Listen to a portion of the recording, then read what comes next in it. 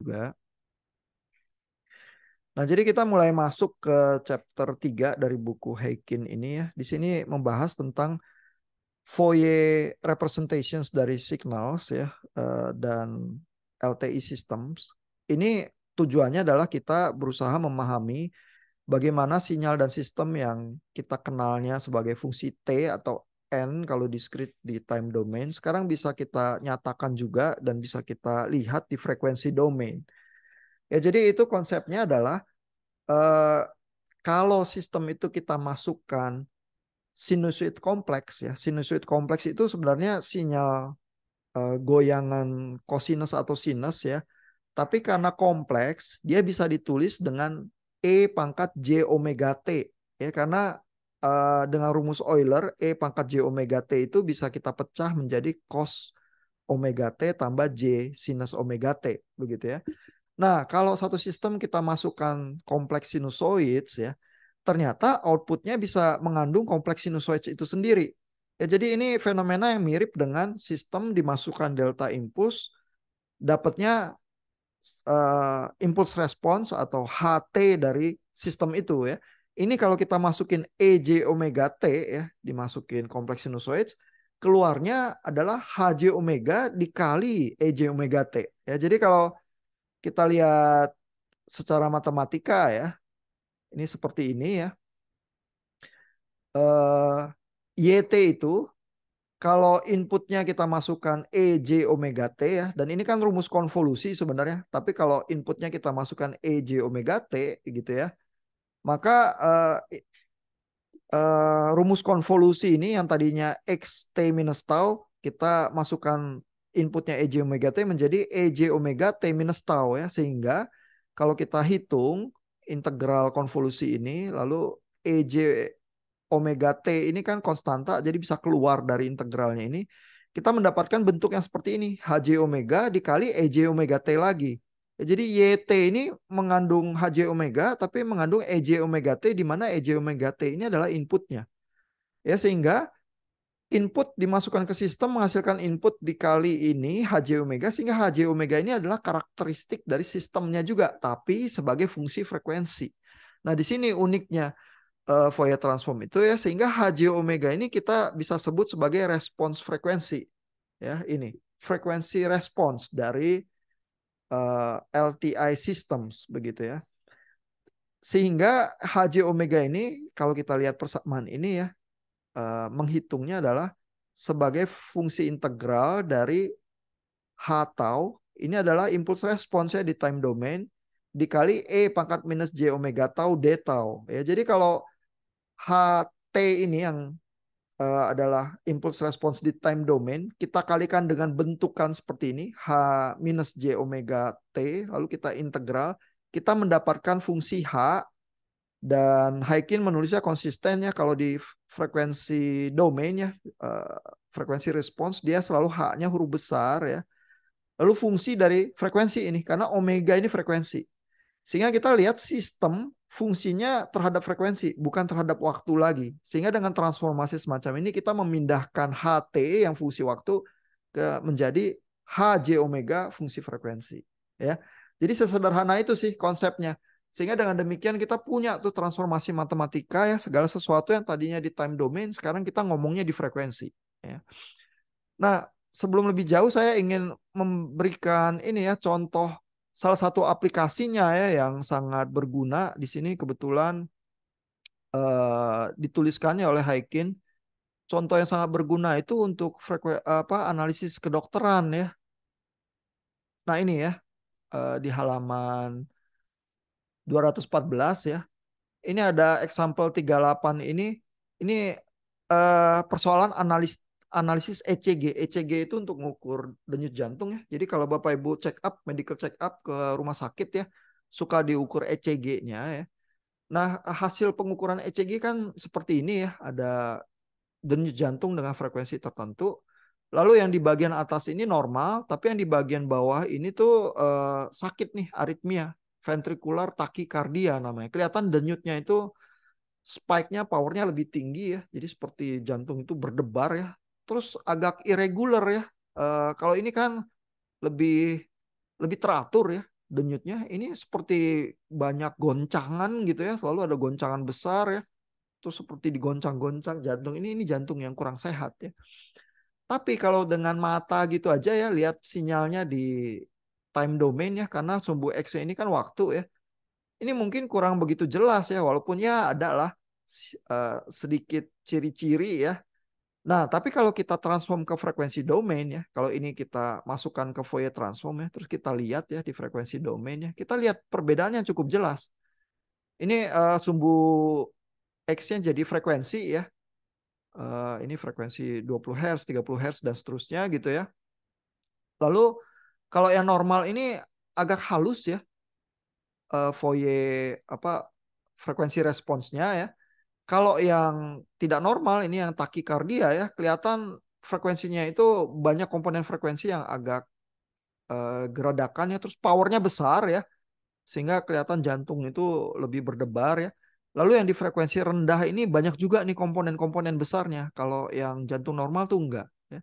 Jadi ciri yang sehat dan tidak sehat kalau dilihat di frekuensi domain itu lebih jelas terlihat ya, sehingga Fourier transform itu banyak manfaatnya ya. Salah satunya adalah untuk analisis kesehatan, dalam hal ini hasil denyut ECG ya.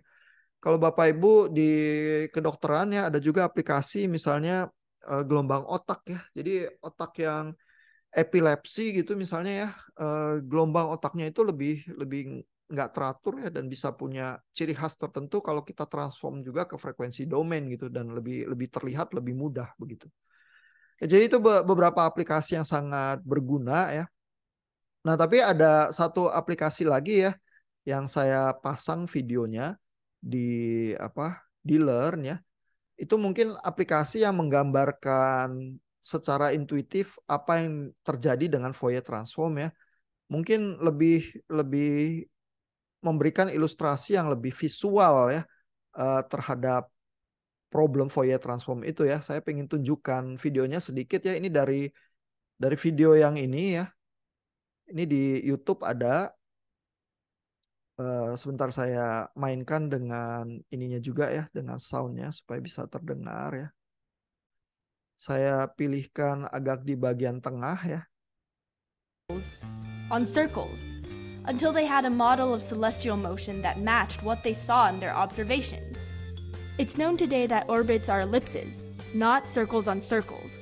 Nah, jadi ini problemnya ya adalah di zaman kuno ya, filsuf-filsuf Yunani itu ya sebenarnya udah tahu ya bahwa ada benda-benda langit ya, dan benda-benda langit itu bergerak dengan pola orbit tertentu ya, karena kita lihat dia berubah ya di langit itu bergerak.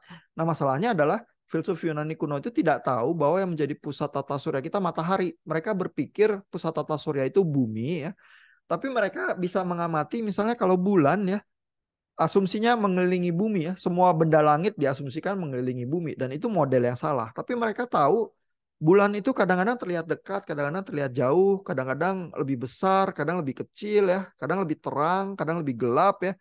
Sehingga tampaknya orbitnya itu bukan garis lurus yang lingkaran sempurna mengitari bumi gitu ya.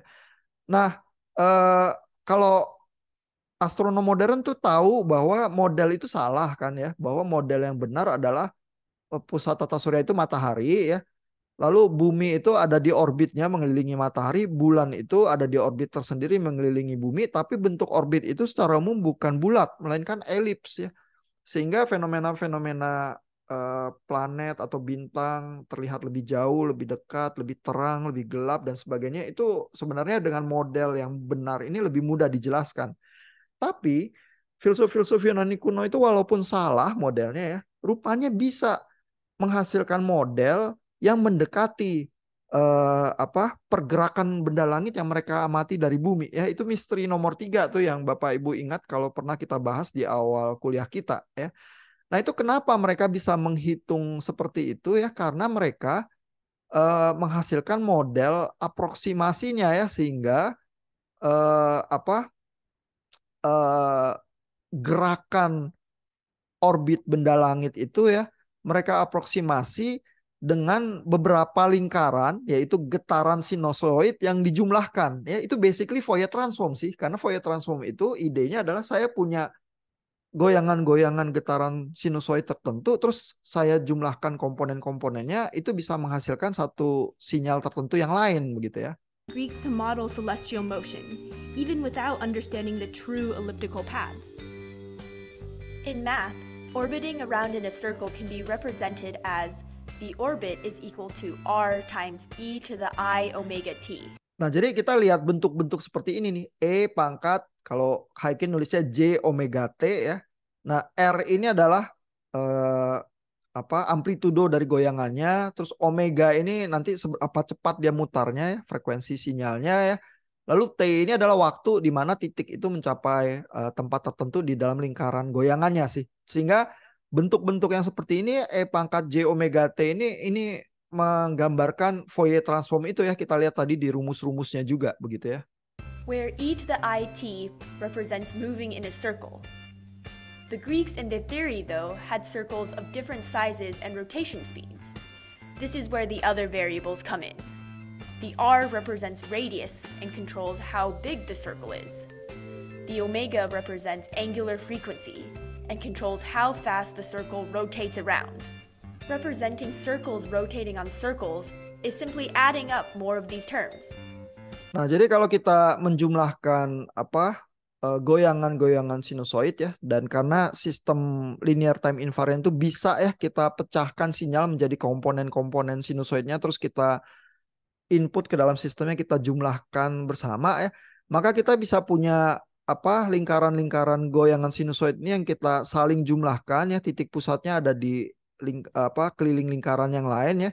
Terus kita bisa punya gerakan planet yang merupakan penjumlahan dari goyangan-goyangan sinyal yang berbeda ini dengan frekuensi dan amplitudo yang berbeda begitu ya. Sehingga dengan cara demikian filsuf-filsuf Yunani kuno itu bisa mendekati gerakan planet atau bintang yang mereka lihat ya, padahal mereka tuh punya sistem tata surya yang salah karena mereka pikir pusat tata surya adalah bumi tadinya gitu ya. When we add more and more, reaching an infinite number of circles, we now have what is called the Fourier series of the orbit. Ultimately, the Greeks weren't right about how orbits worked. What they ended up doing was constructing a Fourier series approximation of the real elliptical orbits. Sure, Fourier analysis can create an ellipse approximation, but it can create really any shape too. Nah, jadi kalau kita jumlahin ya sinusoid tertentu ya, kita bisa mengaproksimasi semua fungsi apapun, bahkan menggambar Homer Simpson seperti ini ya. Itulah keajaiban dari Fourier series atau Fourier transform ya.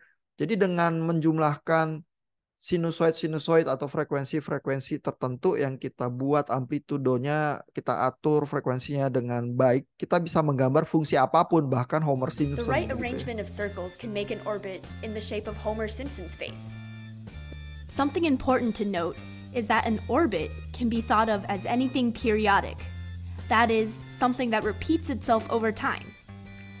Nah, jadi ini juga banyak ilustrasi buku-buku textbook sinyal sistem yang menggambarkan sinyal segitiga atau sinyal kotak ya, bisa diaproksimasi dengan Fourier transform dari sinusoid tertentu yang diatur amplitudo maupun frekuensinya tertentu ya.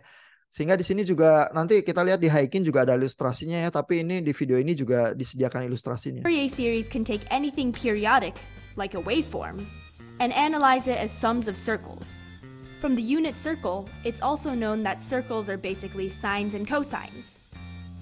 Taking these two ideas together puts Fourier series in a... Nah, jadi kalau kita punya sinus atau kosinus yang ini amplitudonya beda ya, yang merah lebih besar daripada yang kuning, lebih besar dari yang hijau dan yang biru, tapi yang biru frekuensinya lebih tinggi ya, terus kita jumlah-jumlahkan gitu ya. Masing-masing yang frekuensi dan amplitudo beda ini nanti bisa menghasilkan sinyal dengan fungsi yang tertentu, apapun yang kita inginkan, fungsi kotak, fungsi segitiga begitu ya. Its more familiar form as sums of sines and cosines representing waveforms. A lot of complex nature can be represented this way. The planets are not the only example.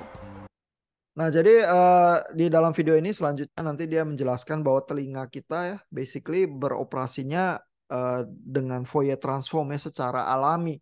Karena bunyi yang masuk ke telinga kita nanti menggetarkan sensor di telinga kita itu pada frekuensi-frekuensi tertentu. Jadi telinga kita ngelihatnya bukan sinyal terhadap waktu, melainkan sinyal terhadap frekuensi. Jadi basically secara natural melakukan Fourier transform gitu di telinga kita begitu ya. Nah, jadi Fourier transform itu merepresentasikan ya sebenarnya juga cara aproksimasi sinyal ya dengan sinusoid-sinusoid yang dijumlahkan, sehingga di dalam aplikasinya itu ya yang diterangkan di video tadi itu astronom-astronom kuno bisa ya mengaproksimasi orbit padahal pola model tata surya mereka salah, tetapi dengan menjumlahkan orbit-orbit yang saling bertumpuk itu yang disebut epicycles itu mereka bisa mendekati gerakan benda-benda langit itu karena efek matematika dari Fourier transform itu ya. Nah, kita kembali coba lihat ke Hykin sedikit ya. Mungkin ada 10 menit lagi waktu kita. Jadi Hykin itu ya membedakan Fourier transform ke dalam 4 jenis ya. Jadi secara umum memang eh, Fourier transform itu mentransformasi sinyal di time domain ke frekuensi domain. Tetapi masalahnya sinyal seperti apa? Nah, ini ada di halaman 200 ya. Ada tabel 31 ini nih. Ya, dan kita di chapter 1 dan 2 buku Hykin udah belajar ada sinyal yang continuous fungsi T, ada sinyal yang discrete fungsi N ya. Di UTS masih banyak juga yang bingung ya membedakan yang continue dan yang discrete ya. Tetapi mudah-mudahan habis UTS ini lebih disiplin ya bahwa kalau fungsi T itu continuous, fungsi N itu berarti discrete ya. Nah, kebalik-balik lagi. Nah, tapi ada sifat yang lain yaitu sinyal yang continue ini bisa ada yang periodik, bisa ada yang non periodik juga. Ya, dan sinyal continuous yang periodik misalnya kosinus tertentu begitu ya, akan menghasilkan di frekuensi domain sesuatu yang diskrit. Ya, karena kalau kita punya satu sinyal sinus, dia kan punya frekuensi tertentu yang cuma diskrit di satu frekuensi, titik frekuensi saja di frekuensi domainnya, sehingga uh, Fourier transform itu disebutnya Fourier series ya, sesuatu yang series ini tuh di frekuensi domain itu diskrit ya.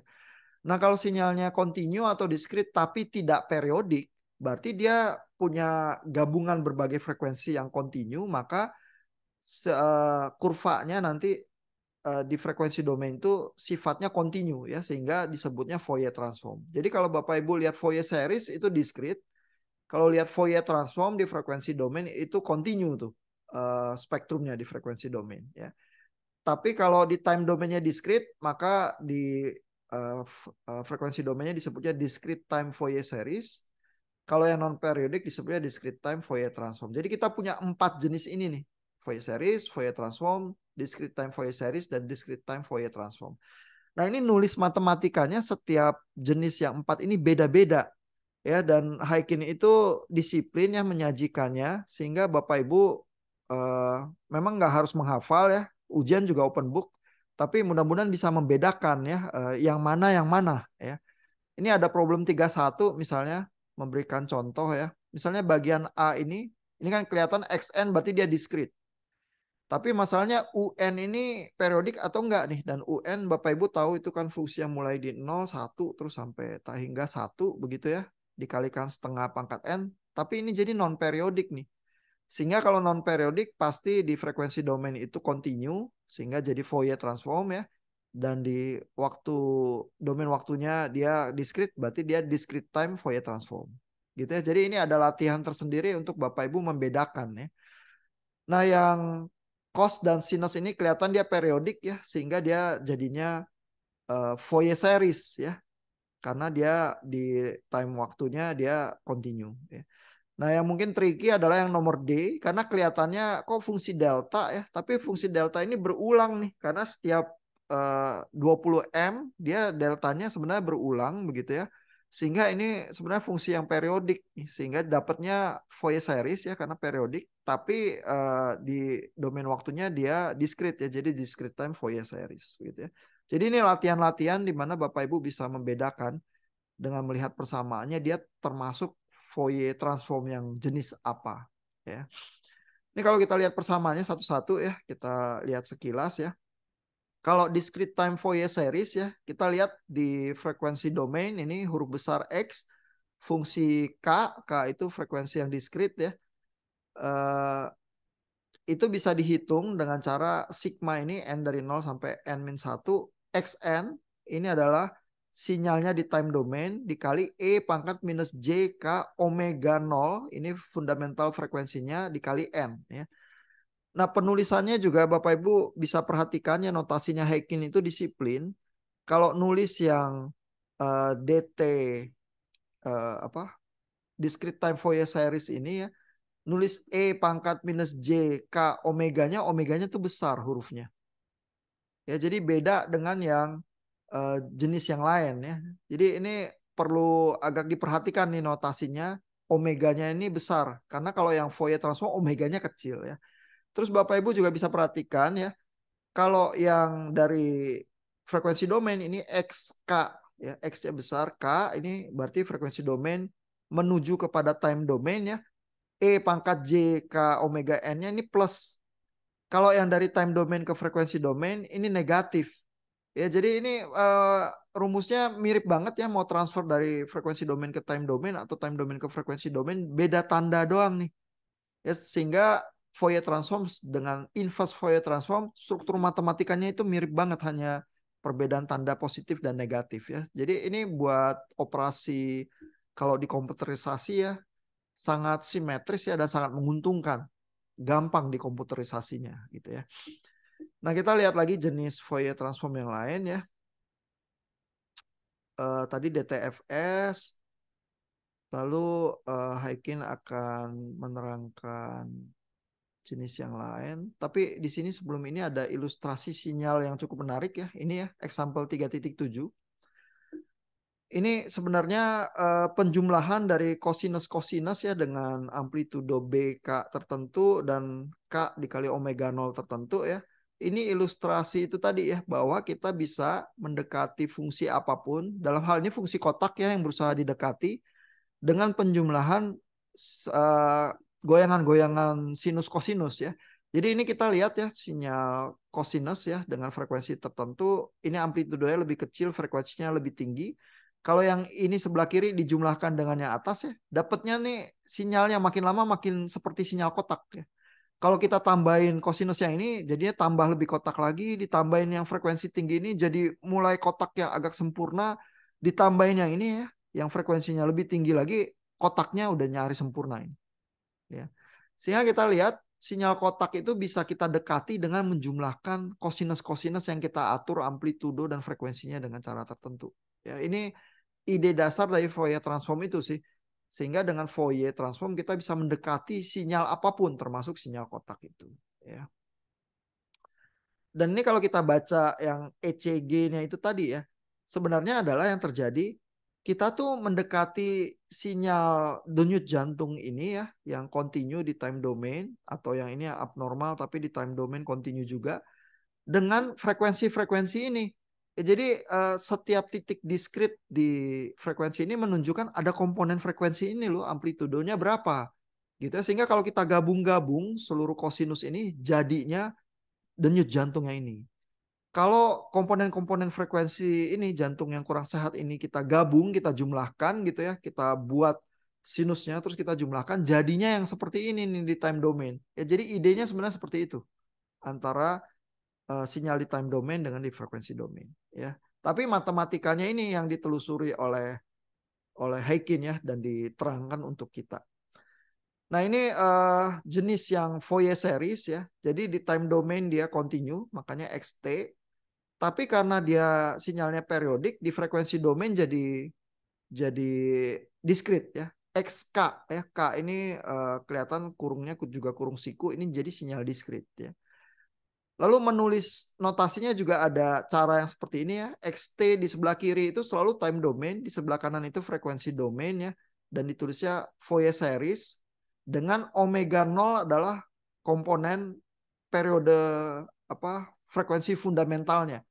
Jadi karena ini frekuensi periodik, berarti frekuensinya itu berulang dengan frekuensi tertentu yang menjadi frekuensi fundamentalnya ya. Seperti Kalau kita lihat denyut jantung ini ya, walaupun kelihatannya acak, tapi dia sebenarnya berulang dengan frekuensi fundamental tertentu sih. Karena kalau agak kacau berarti dia memang kurang sehat ya. Dan di sini di dalam contohnya ini sebenarnya ditulis juga nih, kira-kira 150 detakan per menit begitu ya.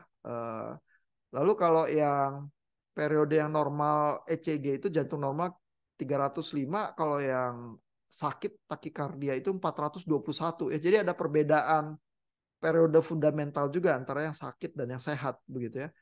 Nah ini secara matematika periode fundamentalnya kalau sinyalnya periodik bisa dituliskan di sini gitu ya.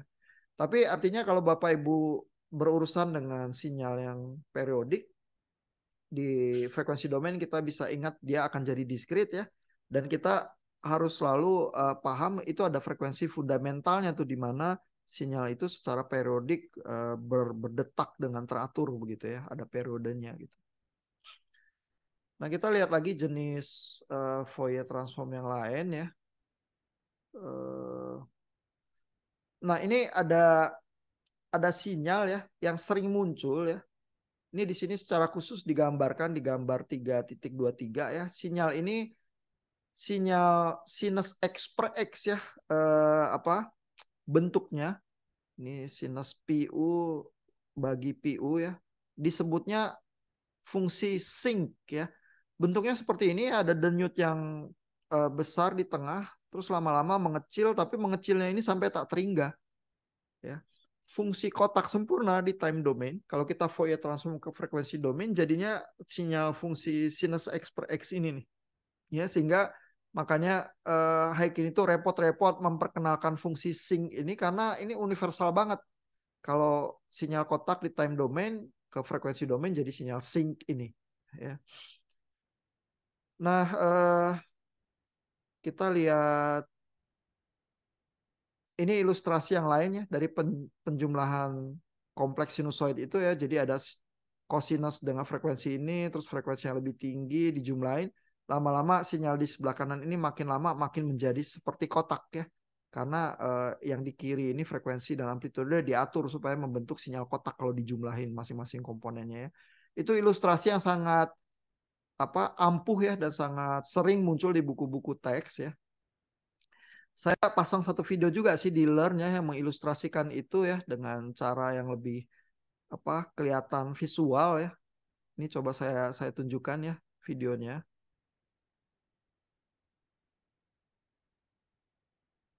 Ini video yang ini nih ya, yang ada ini mungkin dibuatnya pakai MATLAB ya. Nah, ini ya. Ini kelihatan ada, kalau dia berputar ya seperti ini, lingkaran yang biru ini yang frekuensinya paling lambat ya, karena berputarnya paling lambat itu. Tapi amplitudenya paling besar. Yang merah ini medium ya. Kelihatan frekuensi sinusnya ini lebih besar, frekuensinya lebih cepat ya berubahnya. Yang kecil ini yang paling cepat ya. Lalu kalau kita jumlahkan ya, diatur seperti itu ya, sehingga ujungnya adalah penjumlahannya, bukan masing-masing bergetar. Kita lihat penjumlahannya itu bisa mendekati fungsi yang mirip seperti fungsi kotak. Nah ini mekaniknya Fourier transform itu seperti itu. Saya punya goyangan masing-masing ya. Di sebelah kiri ini kan sebenarnya setiap lingkaran ini bergoyang. Tapi kalau saya tumpuk seperti itu berarti saya jumlah ya. Lalu di sebelah kanan ini bisa mendekati fungsi apapun, dalam hal ini yang berusaha didekati fungsi kotak. Gitu ya. Jadi ilustrasi yang itu tuh universal banget ya. Muncul di berbagai textbook juga. Termasuk di Haykin tadi banyak ilustrasi menjumlahkan cosinus tertentu jadi fungsi kotak ya. Dan itu idenya adalah kalaupun mau fungsinya segitiga, kotak, atau Homer Simpson ya, saya kalau mendesain koefisien Fourier-nya itu baik-baik ya, amplitudonya dan frekuensinya, saya bisa mendekati fungsi apapun. Ya, itu ide dasarnya sih ya. Tapi ide dasar yang lain adalah sinyal apapun, mau dia sinyal kotak, sinyal segitiga, sinyal gergaji, sinyal apapun, bisa saya pecah menjadi komponen-komponen frekuensi tertentu yang kalau saya plot ke frekuensi domainnya terhadap sumbu X frekuensi, saya bisa lihat tuh komponen frekuensinya apa aja. Ya dalam kasus ECG itu tadi ngukur jantung itu yang terjadi itu diplot frekuensinya apa aja yang muncul begitu ya. Dan dengan perbedaan frekuensi komponen frekuensi itu kita bisa bedain jantung yang sehat dan yang sakit itu seperti apa. Ya. Nah sedikit lagi ini dari chapter di Haikin ya. Jadi di bagian bawah di chapter 3.6 ini ada bagian yang discrete time Fourier transform ya. Kita lihat di time domainnya discrete karena xn. Lalu kita lihat ya, nulis x-nya yang di frekuensi domain ini bukan xj omega, melainkan xe pangkat j omega terus omeganya besar ya. Jadi ini khusus untuk DTFT ini ya. Lalu kita punya dua fungsi itu ya, dari frekuensi domain xe j omega ke time domain xn, atau dari xn ke xe j omega. Terus kita lihat e pangkat j omega n-nya yang ini positif, yang di bawah ini negatif ya. Jadi pindah dari frekuensi ke time sama pindah dari time ke frekuensi, e pangkat j omega n-nya berbeda tanda ya. Terus ada notasi yang seperti ini, sebelah kiri time domain, sebelah kanan frekuensi domain ya. Frekuensi domain selalu ditulis dengan huruf besar X-nya, terus E pangkat J omega, terus ada tandanya ini tanda DTFT ya. Terus yang terakhir disajikan oleh Haikin itu yang Fourier transform ya. Tapi Fourier transform itu ya yang FT itu bentuk yang paling umum juga ya. Karena sebenarnya Fourier transform itu sinyal kontinu yang non periodik, itu sinyal yang paling universal ya. Nggak usah ada syarat sinyalnya periodik, terus sinyalnya kontinu, terus di frekuensi domain kontinu juga ya. Jadi nulisnya mungkin kalau di buku-buku pada umumnya seperti ini yang paling umum ya. X J omega kecil ini frekuensi domainnya. Kalau di integral bisa jadi time domain XT ya. Terus XT sebaliknya kalau di integral dikali E pangkat minus J omega T jadinya frekuensi domain XJ omega ya. Nah, jadi ini ada notasi untuk 4 jenis Fourier transform itu yang mudah-mudahan Bapak Ibu membiasakan diri ya. Karena kalau nanti ujian, nulisnya harus presisi sih. Nulis bentuk yang mana. Bapak Ibu memang nggak perlu menghitung integralnya atau sigmanya ya. Nanti soal-soal ujian itu tidak untuk menguji hitungan brutal, brute force seperti itu ya. Melainkan Bapak Ibu pakai properti kesimetrisan atau properti konvolusi tertentu untuk mensimplifikasi perhitungannya.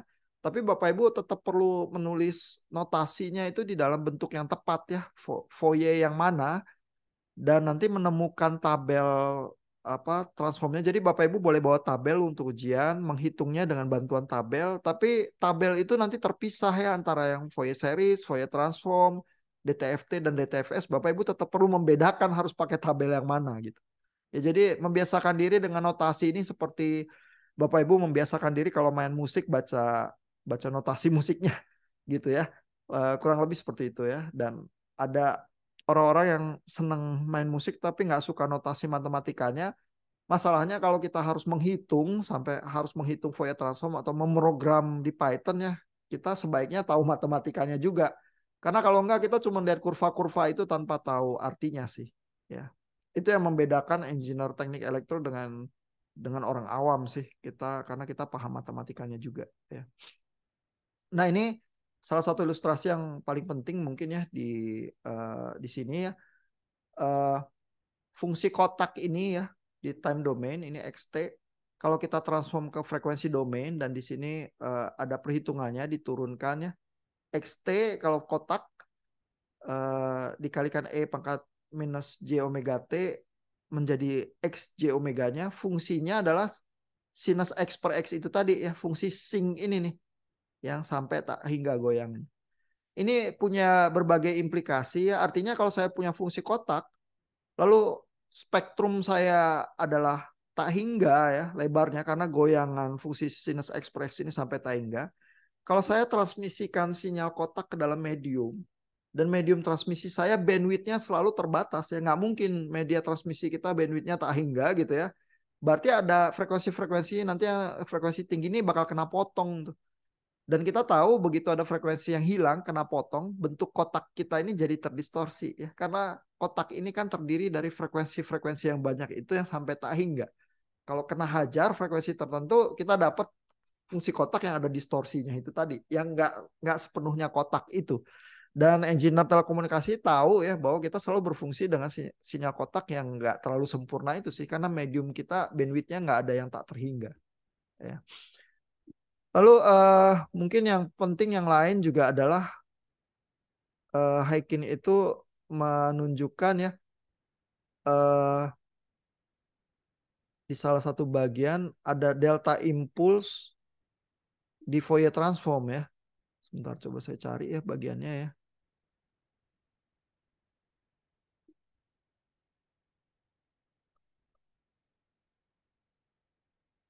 Nah, ini ya. Jadi ada delta impulse ini yang diskrit ya. Figur 3.2 ini di time domain xn delta impulse kan ini sinyalnya non periodik. Jadi kalau dicari Fourier transformnya menjadi ft ya, tapi discrete time Fourier transform ya karena di time domainnya discrete jadi DTFT. Dan DTFT-nya fungsinya di frekuensi domain itu flat untuk semua frekuensi. Ya sehingga Bapak Ibu juga bisa memahami kenapa band Underwood itu memakai decakan ya. Karena sinyal delta di time domain itu ya, gitu ya, itu tuh sebenarnya mencakup semua frekuensi, flat semua frekuensi ya. Kalau Bapak Ibu punya frekuensi apa spectrum analyzer ya, download aja yang free gitu ya, pasang di laptop atau di HP gitu ya. Dia bisa mengukur frekuensi bunyi-bunyian yang masuk ke mikrofon ya. Terus Bapak Ibu coba tepuk tangan ya di depan mikrofonnya gitu ya. Begitu tepuk tangan, Bapak Ibu perhatikan spektrum analyzer-nya frekuensi mana yang naik ya. Harusnya karena delta input semua frekuensi naik. Ya karena delta impuls itu kalau di Fourier transform dilihat frekuensinya semua frekuensi itu kena flat semuanya gitu ya. Jadi sehingga kenapa delta impuls itu sangat penting karena delta impuls itu basically nge-tap semua frekuensi yang ada sih. Ya, dengan apa memahami Fourier transform kita jadi paham fenomena semacam itu. Nah, saya rasa cukup ya untuk malam ini diskusi kita sampai situ. Bapak Ibu ada pertanyaan? Kalau nggak ada kita sampai di sini. Iya, Pak Susanto ada pertanyaan Bu Kami? Tapi ada, Pak. Oh, Sudah oke. cukup. Oke. Kalau gitu nanti recordingnya saya sediakan juga di Learn dan saya forward ke grup WA ya. Thank you Bapak Ibu, selamat malam, selamat istirahat.